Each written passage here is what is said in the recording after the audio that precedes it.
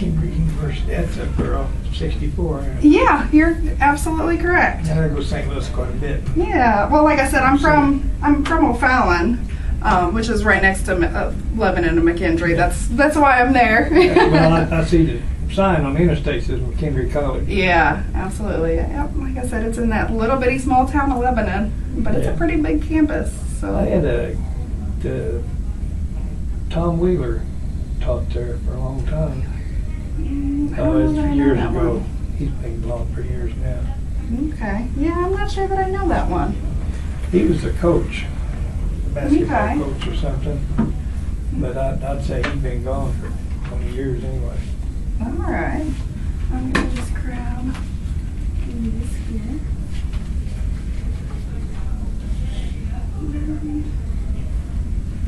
We got scooched in the process of everything. Right there. Okay. I used to go to Springfield all the time. The guys still has nuts. I'd drive across and go up on Route 4 through Lebanon. Yeah. Get on 55, then go. Yeah, They yeah. said, "You're going way out of your way." I said, "It's faster." Yeah, you know, jumping on the highway. You cut across highways. to the country there, around Centralia, and that, you got a long way to go there, and Absolutely. 40-mile-an-hour speed zones and 30. Yeah, well, and then the stop and go traffic and everything else. All right. Let me get everything swapped over here.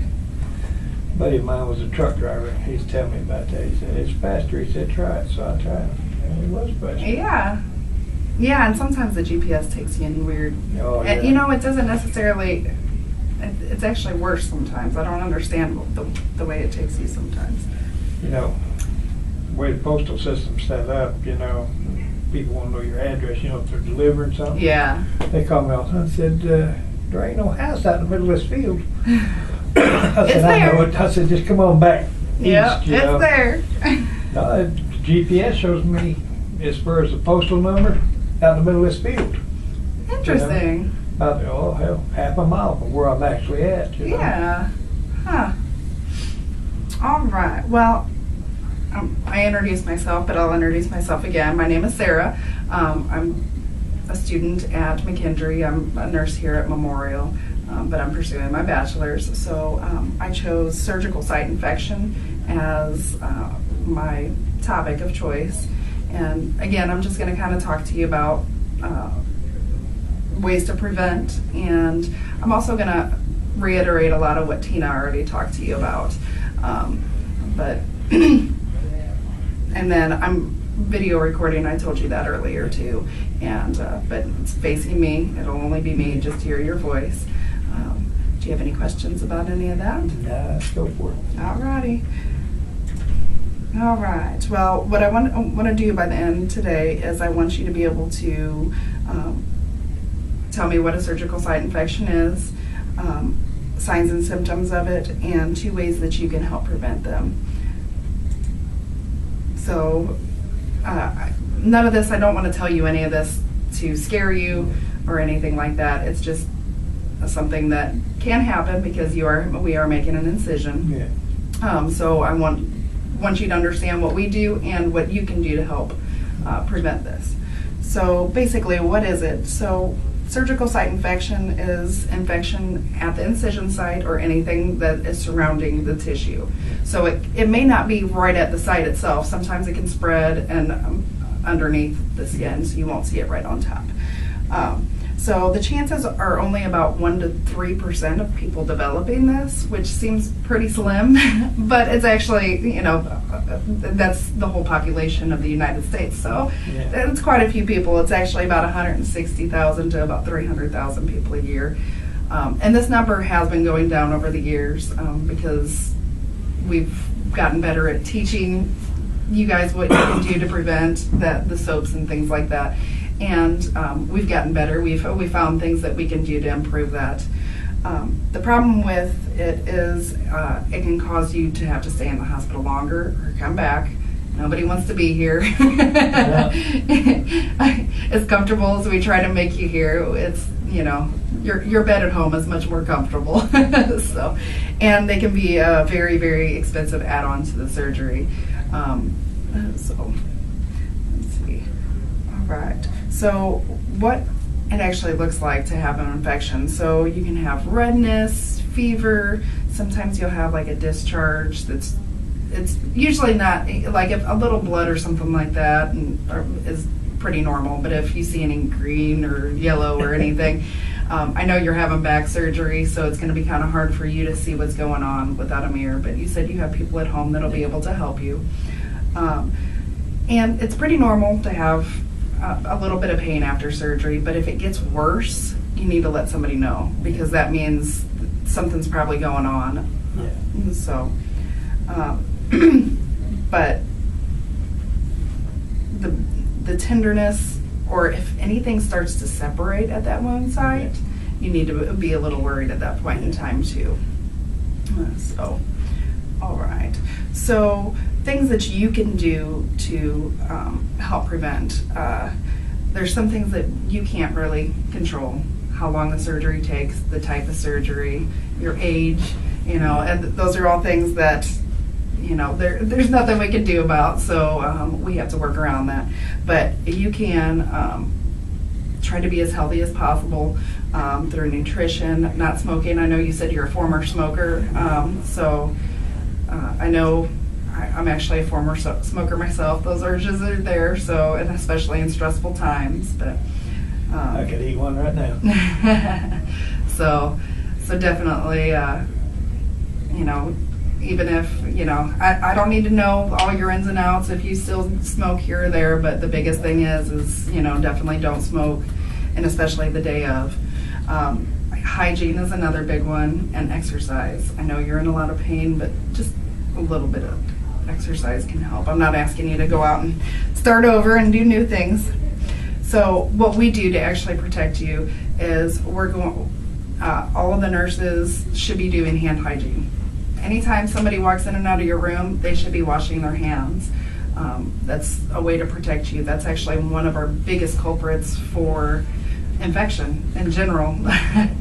And then down in the actual operating room, we actually wash with special soaps again, like we're giving you. We wash our hands, we wash our arms, and the surgeon actually goes in and he's completely sterile, and then we put on gloves, gowns, masks. We'll actually put a cap on you as well. We'll all come down with one, but we'll put one on you. It just kind of helps prevent like the hair shed and things like that. And then we also use a antiseptic wash on you one last time right before we actually start the procedure. There's a couple different things that we use. I believe Dr. Fleming, typically he does, it's called Chloroprep, so it's like an alcohol based, and it's got that chlorhexidine like that shampoo does. So that one works pretty well. And then one of the other things that we can do is we will give you antibiotics. Dr. Fleming's really good about doing those preoperative antibiotics. And then educating you on what you can do is another big thing that we do. So let's first look at nutrition. Nutrition's a big thing. You don't kind of think about that when you're in surgery, and some of us are, I kind of tend to shy away from food when I'm nervous. Yeah. I get sick to my stomach. Other people want to eat. So either which way, it's good to kind of watch your diet. Yeah. Like I said, I'm not saying change everything. I want eat, enjoy, but if you up your vitamins and like fruits and vegetables, protein's really good. Eating meats and that. And carb loading. Carbs, are you diabetic or anything like that? Okay. Carbs are a really great thing to get you ready, because your body actually, carbs are what give you energy. Yeah. So your body in the time of stress actually makes your metabolism slow down. So you need more of that. You need that energy. You want, and it'll help you heal better in the end. Some of the things like vitamin C help with wound healing. You can find that. One of the big things everybody knows, vitamin C is like oranges, but the strawberries and Brussels sprouts, broccoli. Not everybody loves Brussels sprouts or broccoli, but I don't like Brussels sprouts, but I like broccoli. So that'd be a great thing. And then vitamin B is actually helps with your red blood cell formation, so making it less likely that you have to have blood transfusions. This is a pretty small incision that they'll be making, so your likelihood of needing blood is pretty low. But, you know, if you can do anything to help that. Also, I know do you have a computer at home? Yeah. Okay. Because I know you said that your iPhone kind of went downhill, so the new phone's not working too well. But this choosemyplate.gov it's just a nice little resource. So if you ever like, hey, you know, what can I do to help improve, or you know, Yeah. so it's just good for everyday living. Yeah. So, all right. Well, smoking cessation, you already did that, and we kind of talked a little bit about that as well. How you said that, you know, you'd have like a little cut, and it helped delay that wound healing and that. The biggest thing with this is your oxygenation. I know that you're having, you have shortness of breath and all that, and you have COPD from. Yeah. You know, they test my oxygen, and it's always 96. 96. 95, you know. All right, and you don't still do. Can't breathe. Yeah, yeah, and you don't do oxygen or anything at home, No. correct? Okay. Yeah, I think sometimes once that damage is done in there, it's there, and it's. Your oxygen, it's got to be 88 before the insurance will take over. Yeah. And that's pretty expensive, that oxygen at all. Yeah, yeah. Yeah, I don't think you're to that point, because No. you're, I mean, I just can sitting get here. good enough, Like you said, yours is more on exertion. That's when it causes a problem. And when we're in the operating room, and even before, we'll be testing all that, making sure everything's good. Like she said, you will be going to sleep, so we'll be monitoring everything while you're I'm asleep. good at that. That's all right. That's probably one of them long, well-deserved naps that you need too. It'll be a good sleep. So you will not be in pain during that one, so you don't have to worry about that. So, like I said, the wake up's a little different, but especially because like you will be laying on your stomach for a while, so sometimes you're a little tender. And That's right. Can you lay on your side when you go home? well, Dr. Fleming will go over all of that with you, but you'll have pretty decent mobility. But he'll give you discharge instructions and that before you go home. We definitely won't let you go home empty-handed. We'll tell you everything to do and not to do. So it kind of depends. It depends on each individual and that. So he'll give you all that final. And then this slide's just if you needed a resource for smoking cessation, but you've already done that. So hygiene, that was the other big thing that we talked about. So do the baths like we talked. One of the big things too is, you know, she told you do a third of that for 3 days in a row of that little soap that she gave you. Use fresh everything each time. So your wash rag, your towel, you know, if I know sometimes, you know, we don't always have that, and I'm a culprit of it. I'll use a towel for a week, but in this situation, it's really important if you can to try to use fresh every time, and that includes clothes and everything, and that just kind of helps keep you know, the germs and that off of you. And then don't shave. I don't think you have to worry about that. Again, we're working on your back. If anything needs to be clipped or anything, we'll do that actually while we're here. But they don't actually use a razor. They use clippers. So yeah, that's amazing how well that works, you know. Yeah. So it doesn't quite get it all the way down, but it definitely helps because the shaving and things will actually kind of make little abrasions. You can't always see them, but it makes you more susceptible. And then another thing is that hand hygiene we talked about. Like I said, make sure people are washing their hands. That's you, that's anybody that's going to be touching that site. When you get home, it's going to be kind of in a place that's a little harder to reach and do, but even if somebody else is needing to change that dressing or do whatever, make sure they wash their hands prior to touching anything. It's amazing what's on your hands. So, and like I said, the nurses that take care of you, if you do end up staying overnight, just make sure they're doing all of that. So, Let's see, exercise. I know you're in a lot of pain. I don't want you to go out, run a marathon, do anything crazy like that. But just even little stuff, just sitting in the chair, doing some flexions, like with your feet, and just building some of those muscles up, and that'll help you get up and going. Yeah. The stronger you are in the beginning, the better off you do in the end. Yeah. So, because a lot of the times we are cutting through muscle, and you're in a very sensitive area too, at being the spine. So, all right. So basically, surgical site infections they're preventable and expensive. We talked about all that. They can cause unnecessary pain. We definitely don't want anything. I know all about it. We don't want to add to anything that's already going on. VA, I had tennis elbow, had Oh yeah. liquid on the. I went to the VA to get my knees checked, and this doctor from Kentucky. I tell you what, I ain't one for bad mouthing anybody, but this guy was a quack. Yeah. The nurses, I could hear the nurses talking. And Oh. when they say he's a quack, Yeah. he's a quack, Yeah. But they bandaged this up and told me come back in 2 weeks. I come back in 2 weeks, well, that bandage is just slopping, Yeah. And went down there, they said, oh shit, They operated on it again.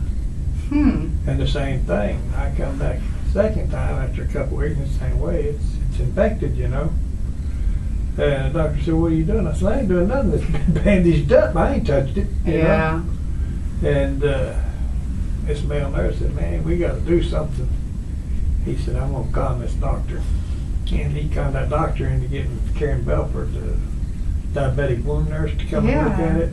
And she ended up treating it, and I had to put one of them pumps on, Yeah. Oh I man. like to lost my arm, man, all because he didn't prescribe no antibiotics or nothing. And I'm when sorry I to went hear down- that. When I went down to see Karen, she said, what kind of antibiotics you taking? I said, I ain't taking no antibiotics. She said, you're kidding. I said, no, I ain't kidding either. Oh no. Well, we're gonna try to prevent all of that here. And that was the VA. Yeah. That was back in the day. Yeah. Unfortunately, That's sometimes been they don't get the best 10 care. years, and that elbow still ain't healed up right. Huh. So that's still from Yeah. that? Wow. Yeah. Wow.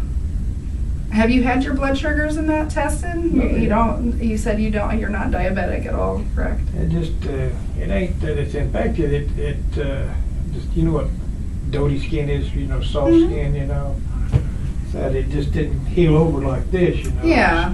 That's just not very. Yeah. Interesting. And they cost me $3,300. I'll never forget that. Yeah. I had insurance. I could have went anywhere in the world for $15 and got a good job done. But this buddy was telling me how good the VA was. and everything. Yeah. Unfortunately, experiences like that kind of make you second guess. Yeah. Yeah, I know. Is there VA down this area? Marion. In Marion, there is. Okay, because I know there's Cochran and that in St. Louis. When I first went down there, it was the best hospital I've ever been in my life. I mean, you went in and you State of the you art, didn't- everything. You didn't wait nowhere. I mean, if they had a time there for you to be there, they was ready for you. It's not like that now. And I don't know what happened to that administrator. They got rid of him. And now you can go there. All the signs they used to have signs there where if you wait 15 minutes, call this number. Yeah. Them signs are gone. Huh.